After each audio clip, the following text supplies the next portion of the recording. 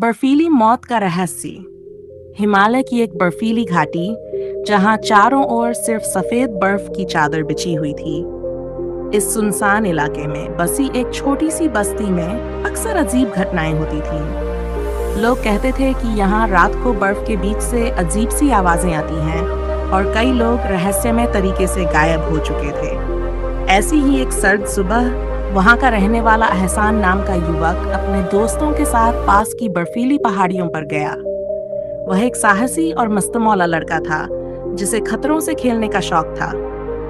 एहसान के साथ उसके 3 दोस्त रिजवान, सलीम और कैफ भी थे।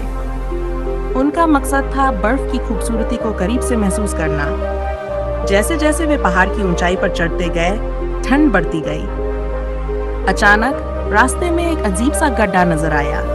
गड्ढे के अंदर बर्फ की एक परत थी, लेकिन उसमें कुछ अजीब चमक रहा था। एहसान ने सबसे पहले गड्ढे के करीब जाकर झांकने की कोशिश की। एहसान, रुक, ये जगह खतरनाक लग रही है, रिजवान ने चेतावनी दी। लेकिन एहसान ने हंसते हुए कहा, डरने की आदत छोड़ दो यार, ये तो बस बर्फ है। एहसान ने गड्ढे के करीब पहुंचकर अंदर झांका। तभी एक जोरदार आवाज हुई और गड्ढे की बर्फ टूटने लगी। सलीम ने उसे वापस खींचने की कोशिश की, लेकिन बर्फ फिसलन भरी थी। अचानक एहसान का पैर फिसल गया और वह गड्ढे के अंदर गिर गया। बाकी तीनों दोस्त हैरान रह गए। गड्ढे के अंदर सब कुछ सफेद था। वहां सिर्फ बर्फ नहीं, बल्कि एक गुफा जैसी जगह थी। दोस्तों ने तुरंत मदद के लिए चिल्लाना शुरू किया, लेकिन इतनी ऊंचाई पर उनकी आवाज सुनने वाला कोई नहीं था। कुछ देर बाद जब वे गड्ढे के करीब गए तो उन्होंने देखा कि गुफा के अंदर से रोशनी चमक रही थी। यह क्या हो सकता है? कैफ ने डरते हुए कहा, हमें एहसान को बचाना होगा। सलीम ने कहा और हिम्मत जुटाकर गड्ढे में उतर गया। जब सलीम अंदर पहुंचा तो उसने देखा कि गुफा के फर्श पर एहसान बेसुध पड़ा था। उसके आसपास अजीबोगरीब निशान बने हुए थे, जैसे किसी जानवर के पंजों के। लेकिन सबसे डरावनी बात यह थी कि गुफा की दीवारों पर खून से कुछ अजीब से निशान बने हुए थे। सलीम ने एहसान को हिलाया, लेकिन वह कोई हरकत नहीं कर रहा था। उसी वक्त गुफा के अंदर तेज हवाएं चलने लगीं। ऐसा लगा कि कोई अदृश्य शक्ति वहां मौजूद थी। तभी सलीम ने महसूस किया कि गुफा की रोशनी अचानक बुझने लगी। उसने घबराकर चिल्लाया, मुझे यहाँ से बाहर निकालो। रिजवान और कैफ ने जैसे तैसे सलीम और एहसान को गड्ढे से बाहर निकाला, लेकिन बाहर आकर उन्होंने देखा कि एहसान अब नहीं रहा। उसकी आंखें खुली हुई थी, लेकिन उनमें डर और दर्द था।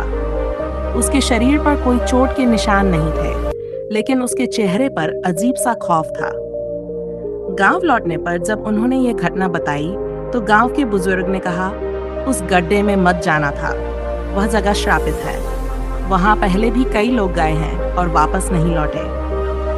इसके बाद एहसान की मौत को लेकर कई कहानियां बनी। कुछ लोगों का मानना था कि वहां एक प्राचीन आत्मा का वास है जो हर 100 साल में एक बलि लेती है। कुछ ने कहा कि वह जगह प्राकृतिक गैसों से भरी है जो लोगों का दम घोंट देती है। लेकिन सच क्या था, ये आज तक कोई नहीं जान पाया। एहसान की मौत एक रहस्य बनकर रह गई और वह गड्ढा अब भी वहां मौजूद है, बर्फ की चादर में छिपा हुआ। लोग उस जगह से दूर रहते हैं, लेकिन हर सर्दी की रात वहां से अब भी अजीब आवाजें सुनाई देती हैं। एहसान की रहस्यमय मौत के बाद गांव के लोग खौफ में जीने लगे। कोई उस गड्ढे के पास जाने की हिम्मत नहीं करता था। लेकिन एहसान के दोस्तों रिजवान, सलीम और कैफ के लिए यह घटना खत्म नहीं हुई थी। उन्हें यकीन था कि एहसान की मौत सिर्फ एक हादसा नहीं थी। उस गड्ढे में कुछ ऐसा था जिसे समझना अभी बाकी था। एहसान की मौत के कुछ ही दिन बाद कैफ ने महसूस किया कि उसके घर के आसपास अजीब घटनाएं होने लगी थीं। कभी खिड़की पर किसी के खड़े होने की परछाई दिखती, तो कभी घर के कोने से सरसराने की आवाजें आती। एक रात जब वह सो रहा था तो उसने सपना देखा कि वह उसी गड्ढे में फंसा हुआ है और कोई अदृश्य शक्ति उसे खींच रही है। वह चीखकर जाग गया। अगले दिन कैफ ने यह बात रिजवान और सलीम को बताई। उन्होंने सोचा कि शायद यह उसका डर हो, लेकिन तभी सलीम ने चुपचाप कहा, मुझे भी पिछले कुछ दिनों से अजीब सपने आ रहे हैं। मैं भी उस गड्ढे में खुद को फंसा हुआ देखता हूँ। तीनों ने तय किया कि इस रहस्य का सच जानने के लिए उन्हें फिर से उस गड्ढे तक जाना होगा। वे जानते थे कि ये खतरनाक हो सकता है, लेकिन एहसान की मौत का जवाब पाना उनके लिए जरूरी था। गड्ढे की ओर वापसी। अगली अमावस्या की रात तीनों ने हिम्मत जुटाई और टॉर्च, रस्सियां और कुछ हथियार लेकर गड्ढे की ओर चल पड़े। पूरी घाटी में सन्नाटा था और हर कदम के साथ ठंड बढ़ती जा रही थी। गड्ढे के पास पहुंचते ही तीनों ने महसूस किया कि वहां हवा में एक अजीब सी सिहरन थी। जैसे ही वे गड्ढे में उतरने की तैयारी करने लगे, उन्हें वहां एक चमकती हुई वस्तु दिखाई दी। ये वही जगह थी जहां एहसान गिरा था। उन्होंने हिम्मत करके गड्ढे में उतरने का फैसला किया। गड्ढे के अंदर का माहौल बेहद अजीब था। दीवारों पर पहले से ज्यादा खून के निशान थे और गुफा के बीचों बीच एक पत्थर की वेदी जैसी संरचना थी। सलीम ने दीवार पर उकेरे गए निशानों को गौर से देखा। वे किसी प्राचीन भाषा में थे, लेकिन उनमें कुछ आकृतियां इंसानी चेहरों जैसी थीं। ऐसा लग रहा था जैसे वे चेहरे मदद के लिए पुकार रहे हों। तभी कैफ की नजर वेदी पर गई। वहां एक छोटी सी मूर्ति रखी थी जो चमक रही थी। अदृश्य शक्ति का हमला। जैसे ही सलीम ने मूर्ति को छूने की कोशिश की, पूरी गुफा हिलने लगी। हवा की एक तेज लहर आई और ऐसा लगा जैसे किसी ने तीनों को खींचकर वेदी के पास फेंक दिया हो। गुफा के अंदर अजीब सी आवाजें गूंजने लगीं, जैसे कोई कुछ बुदबुदा रहा हो। तभी रिजवान ने देखा कि बर्फ के फर्श पर एक छाया बन रही थी। वह छाया धीरे धीरे एक इंसानी रूप ले रही थी। जब छाया पूरी तरह स्पष्ट हुई तो तीनों के होश उड़ गए। वह एहसान था, लेकिन ये वही एहसान नहीं था जिसे वे जानते थे। उसके चेहरे पर अजीब सा गुस्सा और दर्द था। तुम लोगों ने मुझे मरने के लिए छोड़ दिया, एहसान की छाया ने चिल्लाते हुए कहा। सलीम ने हिम्मत जुटाकर जवाब दिया, एहसान, हम तुम्हें बचाने आए थे, लेकिन तुम्हारी मौत एक हादसा थी। यह हादसा नहीं था, एहसान ने कहा। यह श्राप था जो अब तुम तीनों पर भी आएगा। गुफा का सच। एहसान की छाया ने बताया कि गड्ढे के अंदर की मूर्ति एक प्राचीन बलिदान का प्रतीक थी। हर 100 साल में ये मूर्ति एक बलि मांगती थी और जो इसे छूता है उसकी आत्मा गुफा में फंस जाती है।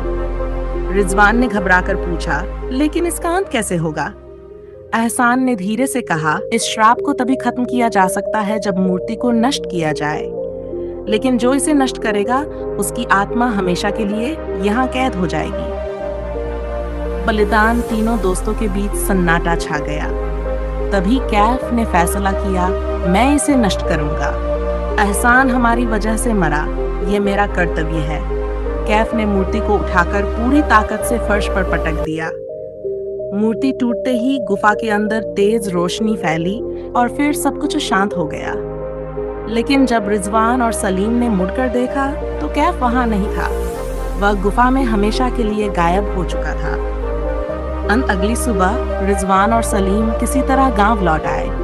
गड्ढे की जगह अब पूरी तरह बंद हो चुकी थी। लोगों ने कहा कि वह गुफा अब कभी नहीं खुलेगी, लेकिन आज भी सर्द रातों में घाटी में कभी कभी 3 दोस्तों की आवाजें सुनाई देती हैं।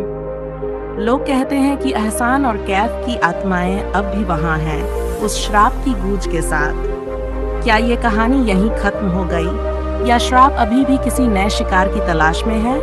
यह रहस्य अब भी बरकरार है। कैफ के बलिदान के बाद गुफा तो बंद हो गई थी, लेकिन सलीम और रिजवान के लिए यह सब खत्म नहीं हुआ था। गांव लौटने के कुछ ही दिनों बाद अजीब घटनाएं फिर से शुरू हो गईं। इस बार घटनाएं केवल सपनों और आवाजों तक सीमित नहीं थीं। गांव के आसपास लोगों ने गहरी बर्फ में अजीब निशान देखे, मानो कोई बड़ा जानवर वहां से गुजरा हो। सलीम और रिजवान ने महसूस किया कि कैफ का बलिदान और गुफा का बंद होना उस श्राप को पूरी तरह खत्म नहीं कर पाया था। वे दोनों हर वक्त एक अजीब सी बेचैनी में जी रहे थे। गांव के बुजुर्ग का रहस्य।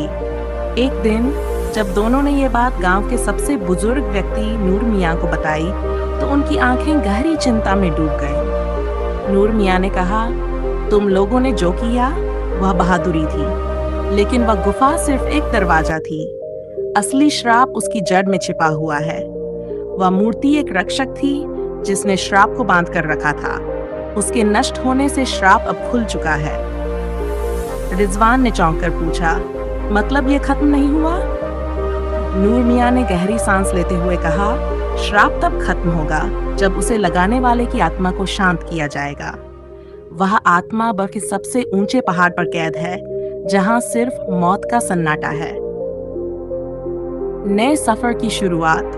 सलीम और रिजवान ने तय किया कि वे उस श्राप को हमेशा के लिए खत्म करेंगे। ये उनका एहसान और कैफ के लिए कर्ज था।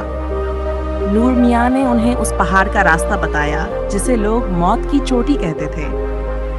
ये वह जगह थी जहां कभी एक तांत्रिक ने ये श्राप डाला था और मरने से पहले अपनी आत्मा को वहीं कैद कर लिया था। दोनों ने जरूरी सामान लिया और उस खतरनाक सफर पर निकल पड़े। सफर जितना लंबा था उतना ही खतरनाक भी। रास्ते में बर्फीले तूफान आते और कई बार ऐसा लगता कि दोनों वहां से वापस नहीं लौट पाएंगे। मौत की चोटी पर आखिरकार कई दिनों की कड़ी मशक्कत के बाद वे मौत की चोटी पर पहुंचे। वहां का दृश्य दिल दहला देने वाला था। पूरी चोटी बर्फ से ढकी थी, लेकिन एक जगह बर्फ का रंग लाल था, जैसे वहां खून जमी हुई हो। उसी जगह पर एक पत्थर की वेदी थी और उसके चारों ओर अस्थियां बिखरी हुई थी। वेदी के ऊपर एक बर्फ की मूर्ति थी जो देखने में किसी इंसान जैसी लगती थी। नूर मियां ने बताया था कि यह तांत्रिक की आत्मा का प्रतीक है। अगर इसे नष्ट किया गया तो श्राप हमेशा के लिए खत्म हो जाएगा, लेकिन खतरा यह था कि आत्मा अपनी रक्षा के लिए सब कुछ करेगी। आत्मा का प्रकट होना। जैसे ही सलीम ने मूर्ति को छूने की कोशिश की, एक जोरदार चीख गूंजी। आसमान काला हो गया और अचानक वहां तेज बर्फीला तूफान आ गया। मूर्ति के पास एक धुएं की आकृति उभरी जो धीरे धीरे एक खौफनाक चेहरे में बदल गई। आत्मा ने गुस्से से चिल्लाते हुए कहा, कौन है तुम लोग जो मेरे श्राप को खत्म करने आए हो? रिजवान ने हिम्मत जुटाकर कहा, हम यहाँ अपने दोस्तों की मौत का बदला लेने और इस श्राप को खत्म करने आए हैं। आत्मा ने ठहाका लगाते हुए कहा, यह श्राप कभी खत्म नहीं होगा। जिसने इसे तोड़ने की कोशिश की, वह हमेशा के लिए मेरी कैद में रहेगा। अंतिम बलिदान। सलीम ने पीछे मुड़कर रिजवान की ओर देखा। उसकी आंखों में एक दृढ़ संकल्प था। उसने कहा, तुम्हें यह श्राप खत्म करना होगा, मैं इसे उलझा कर रखूंगा। रिजवान चिल्लाया, नहीं, हम साथ आए हैं और साथ वापस जाएंगे। लेकिन सलीम ने एक पत्थर उठाया और उसे उस मूर्ति पर जोर से दे मारा। मूर्ति टूटने लगी और आत्मा चीखते हुए सलीम की ओर झपटी। सलीम ने आखिरी बार कहा, रिजवान भाग जाओ, इसे खत्म करो। मूर्ति के टूटते ही पूरी चोटी हिलने लगी। एक बड़ा विस्फोट हुआ और चारों तरफ सिर्फ सफेद रोशनी फैल गई। जब रिजवान ने आंखें खोली तो वह अकेला था। सलीम गायब हो चुका था और वह लाल बर्फ अब सफेद हो गई थी। रिजवान ने खुद को संभालते हुए नीचे गांव तक लौटने का रास्ता तय किया। जब वह गांव पहुंचा तो सब कुछ सामान्य लग रहा था। नूर मियां ने बताया कि श्राप अब खत्म हो चुका है। वह गड्ढा और मौत की चोटी अब किसी के लिए खतरनाक नहीं रहेंगे। लेकिन सलीम और कैफ के बलिदान ने रिजवान को अंदर से तोड़ दिया।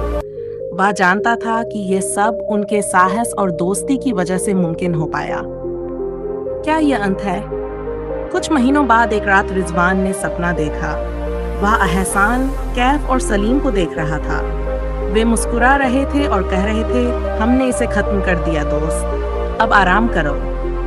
लेकिन जैसे ही रिजवान ने आंखें खोलीं, उसे अपनी खिड़की के बाहर एक परछाई दिखी। खत्म होने के बाद भी रिजवान के मन में सवालों की गूंज बाकी थी।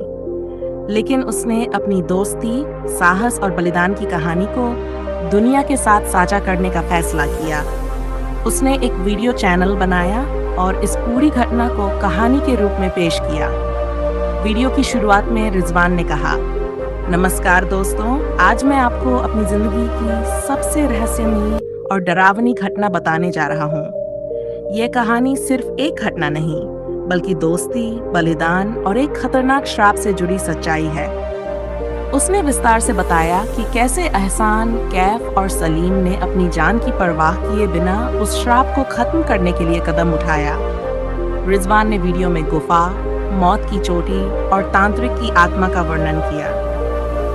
ये सिर्फ एक कहानी नहीं है, बल्कि एक सीख है कि सच्चे दोस्त कभी एक दूसरे का साथ नहीं छोड़ते, चाहे कितनी भी मुश्किलें क्यों न आएं। वीडियो के आखिरी में रिजवान ने दर्शकों से कहा, अगर आपको ये कहानी दिलचस्प लगी हो और आप ऐसी और कहानियां सुनना चाहते हैं तो मेरे चैनल को सब्सक्राइब करें। इस वीडियो को लाइक करना मत भूलिए और अपनी राय कमेंट में जरूर बताइए। क्या आप ऐसी किसी रहस्यमयी घटना में विश्वास करते हैं? अपनी सोच मेरे साथ साझा करें। और हाँ, घंटी का बटन दबाना मत भूलिए ताकि अगली कहानी की सूचना सबसे पहले आपको मिले। इसके बाद रिजवान ने कैमरे की ओर मुस्कुराते हुए कहा, दोस्तों, ये सिर्फ एक कहानी नहीं, बल्कि उन दोस्तों को श्रद्धांजलि है जिन्होंने हमेशा के लिए मेरी जिंदगी बदल दी। आपका साथ और प्यार मुझे और ऐसी कहानियां आप तक पहुंचाने के लिए प्रेरित करता है। मिलते हैं अगली रहस्यमयी कहानी के साथ। तब तक के लिए सुरक्षित रहें और जुड़े रहें। धन्यवाद। रिजवान के चैनल ने धीरे धीरे लोकप्रियता हासिल की। लोगों ने न केवल इस कहानी को पसंद किया, बल्कि कई दर्शकों ने अपनी खुद की रहस्यमयी कहानियां भी साझा की। क्या रिजवान के जीवन में और भी रहस्य छिपे हुए थे? ये तो समय ही बताएगा। तो दोस्तों, अगर आपको यह कहानी पसंद आई हो तो लाइक, सब्सक्राइब और कमेंट करना मत भूलिए।